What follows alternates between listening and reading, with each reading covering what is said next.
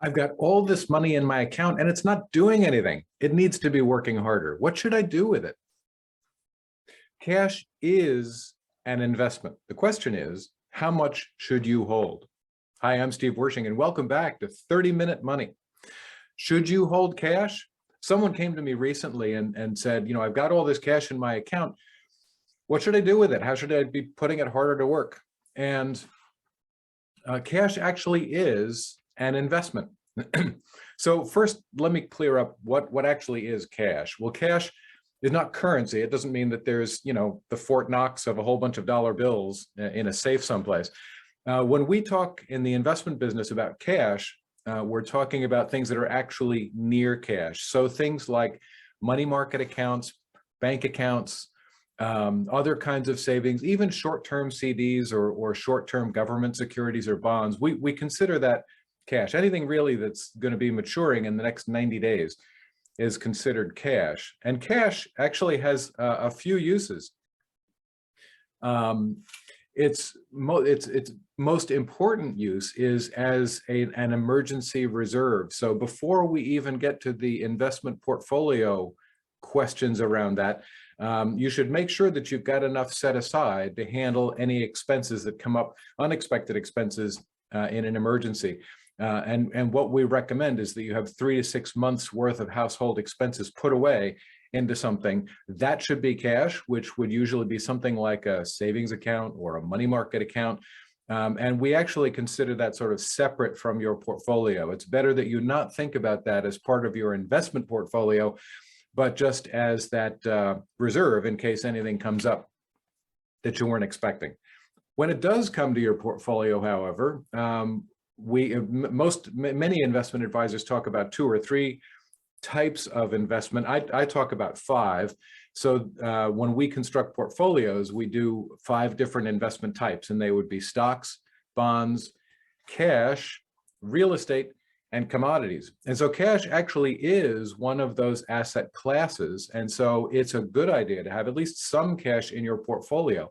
And there are a few reasons for doing that. The first thing is that you need some liquidity. Now, liquidity is the speed with which you can convert something into spendable money without taking a discount on it. So cash is the definition of liquidity. That is, it's perfectly liquid. You could write a check out for it and pay a bill with it today. If it's in a long-term kind of an account, for example, if it's in an IRA or something like that, it's not quite as liquid just because it takes a few days or a week or so to pull money out of a long-term account like that. It's not quite as easy as having cash in your checking account that you can simply write a check or do a debit against the account and have it immediately paid. And it's always good to have a little bit of really liquid stuff in the portfolio. Now that contrasts it with things that are less liquid or illiquid. One of the best examples is directly owned real estate. If you own your home or if you own an investment property and you need that money for something, it takes a while to get it out. You either have to sell the house, and that could take a few months, or you'd need to borrow money against it. And if you don't already have a line of credit or something set up against the house, well, that could take several weeks or even a couple of months.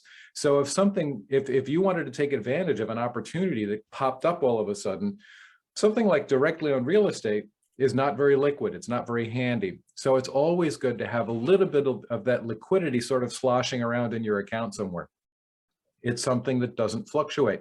If it fluctuates, it's not actually that liquid. If it's something that's, for example, in stocks, you can convert it into cash pretty quick, but the market could go down all of a sudden, even just temporarily. And if you decided that you really needed to cover an expense, or you really wanted to take advantage of an investment opportunity, something that goes down all of a sudden is not really where you want that money. Because if it goes down and then that's when you need the money, well, you're going to take a loss that you might not need to take, that you wouldn't have had to take if you could just let it recover, let it go back up again. So now all of those things work against liquidity, but cash doesn't fluctuate, and you can use it for withdrawals to cover something that you want to buy or a sudden expense you weren't expecting, or to give you money to invest in other things and avoid those inadvertent timing mistakes like, oh, the market suddenly went down, but this is when I want to do it. So one rule of thumb is that any goals that you have that you are planning for that come up in the next 1 to 2 years, we want that money in cash. And don't get too worried about what kind of growth you're giving up, because liquidity itself has a value. It doesn't have a value that, you know, is going to give you a rate of return and that you can measure like you would measure how much your stocks or bonds have gone up, but it has value in that you know it's not going to go down. If you have a goal, if you're going to be buying a car a year and a half from now, and you know how much you need or want to put down on that car so that you can take no loan or take as small a loan as possible, then you know that you're going to need, you know what that amount is, and it's good to have that in cash. Again, if you have that in stocks and you say, well, I'll just sell the stocks next year and pull it out for the car. Well, if we have the next bear market between now and when you want to buy the car, you've either got to put off buying the car, or you've got to sell the stocks at a bad time that you weren't expecting. And that's why we want liquid assets in the portfolio. So any goals that you have coming up in the next year or two, it's good to just keep it in cash and not worry too much about the fact that it's not going to be growing. That liquidity itself has a value. Another value of cash is that it's stable, and it's good to have things that are stable in the account. When I'm recording this, it's February of 2022. The market is flirting with a correction, which is a 10% decline from the highs, and may even be headed toward a bear market at some point in the near future, which is a 20% decline from the highs. Right now, cash is the star of the portfolio because it's gone nowhere. So sometimes zero growth actually can be the top performer in the portfolio. And so it's good to have a little bit set aside into something that's stable,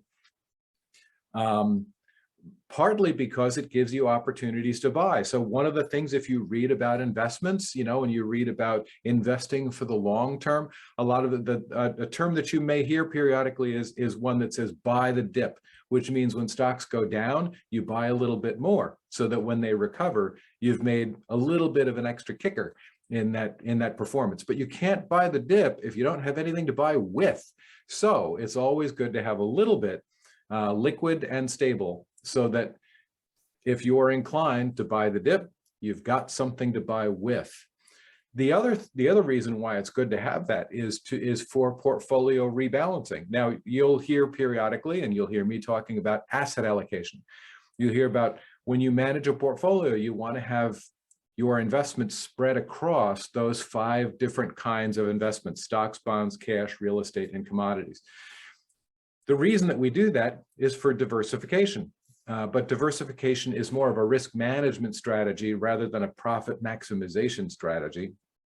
And so that, you know, we have things diversified away from stocks, for example, even though in the long term, stocks are probably the things that are going to go up the most, but you don't want all of those eggs in that one basket. You want things spread around because the markets go up and down. Well, if we diversify, we spread our money across different kinds of things, that doesn't do us any good unless we rebalance periodically. That means, you know, if you have, we'll make it really simple, 60% stock, 40% bonds. If you just put that in and leave it there for the long term, you know, you're not really making the most of that diversification.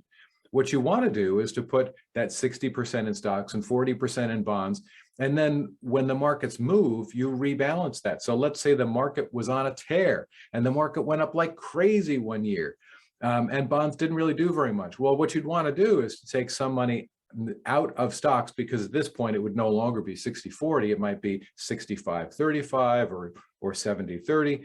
You want to take some money out of stocks when they go up, reallocate them to the bonds, and restore that 60-40 mix. What that means is that at some point when stocks go down, you will have taken some of those profits off the table. And when you rebalance from bonds back to stocks, you're buying things at a lower price than they were just recently. So rebalancing is really what makes asset allocation a better long-term strategy, and one where you can actually get better performance. It goes beyond the risk management, and you can actually get a little bit better performance if you rebalance. If you're not rebalancing, it's not really asset allocation.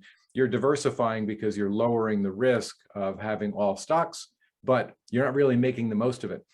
But to rebalance, again, you need to have things to rebalance into and out of, and cash gives you that liquid reserve that you can liquidate, that you can rebalance back into stocks, for example, if stocks go down. So rebalancing is another reason why it's good to have some cash in the portfolio. The question, of course, is how much. If we're just talking about the investment portfolio, most of our portfolios that we manage, usually there's about 10% cash hanging around in there for mostly for rebalancing and buying the dip opportunities. Again, you want to have a cash reserve. That's first and foremost and most important. 3 to 6 months expenses set aside in a savings account, and preferably not your bill paying checking account, because it's really easy to forget how much you need to reserve there, and to write checks that would reduce that emergency reserve. So better to have it in a separate account, like a savings account, money market account, so even a short-term CD, so that it's set aside specifically for emergencies. And then any goals that you have coming up in the next 1 to 2 years, that should be in cash. You may even want to segregate that from your investment portfolio and set it aside, so you don't look at your investment statement and say, why is there so much cash in here? And have to remember, oh, that's because I'm going to be buying a car next year. You can set that aside into something apart from that, some small portion. And this depends on your risk profile. It depends on who you are as an investor. It depends on how nervous you get when markets do go up and down. And it depends on other things that may be coming up in the next 5 or 10 years. But you want to have a small portion of it sort of set aside so that you can rebalance or buy the dip or those kinds of things. So when it comes to cash in your portfolio, don't be in too much of a hurry to invest. Don't be too worried about money that's not making you anything. And that goes specifically for if you suddenly have a big, what we call a liquidity event. If you suddenly have a bunch of cash that that you didn't have before because you got a bonus, because you got some, you got a gift, you got a sudden inflow of cash, or because you liquidated something. Let me give you an example. A client came to me just a few months ago, and she had sold a house, and she was not going to be buying a new one. She was going to be going to rent. And so she had a great big amount of cash in her account because from the proceeds of the house that she sold. And she said, how do I put this to work? It's all just sitting there. It's not doing anything. I want to put it to work. Well, the best way of doing that is what we call dollar cost averaging. If you take all of the proceeds of that house sale and put it immediately into a portfolio of stocks and bonds and real estate and commodities, you're actually making a timing decision. What you're doing without realizing it is to say, this right now is a good time to be buying stock. Well, as I said, I'm recording this in February of 2022, and the market is down around 10% from its highs. If several months ago we had said, this is a great idea, let's put it all into stocks and bonds and real estate and commodities, that client would not be very happy with me right now, because we would have put the whole thing in, not realizing that we were headed for a correction. There was no way to know that, but that's actually what happened. So what we do instead is we dollar cost average, which means that we'll put a fixed amount of money to work in those other kinds of investments every month for, say, 6 to 12 months. And you may even want to go longer if you're, if depending on what your risk profile is. So what we did was we said, okay, here's the money that you got from your house. And what we're going to do is we're going to divide it by 6, and we're going to put 1/6 of that into this diversified portfolio every month. Or you might choose 12. You might do it over the course of a year.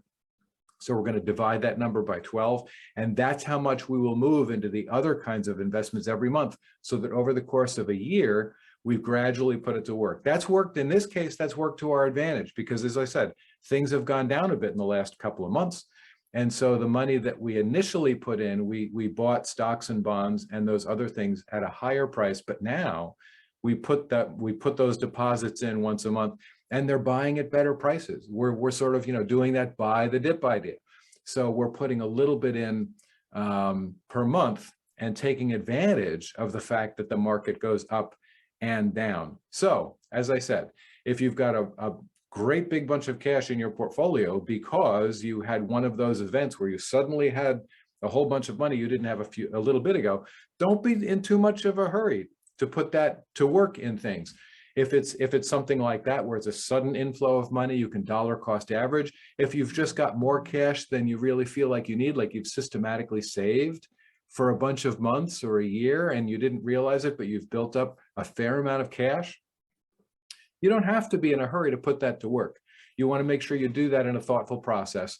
You want to make sure that you understand, how far you are from your goals and what that pie chart should ultimately look like when you are fully invested.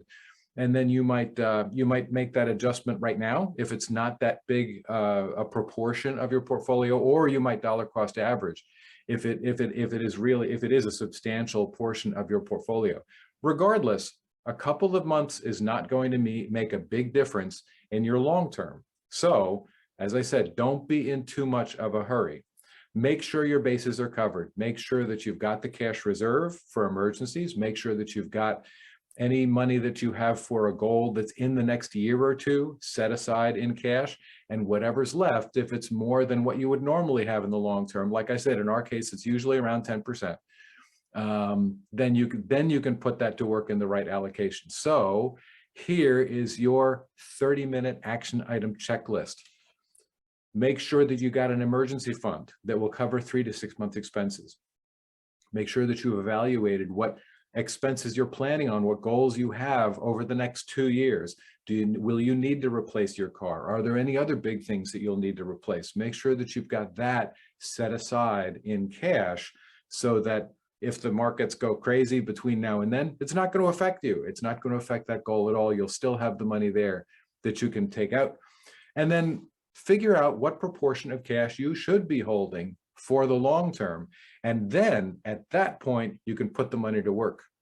But cash plays a real role in your portfolio. So respect the role that it can play and what it can do for you. I'm Steve Wershing, and this is 30-Minute Money.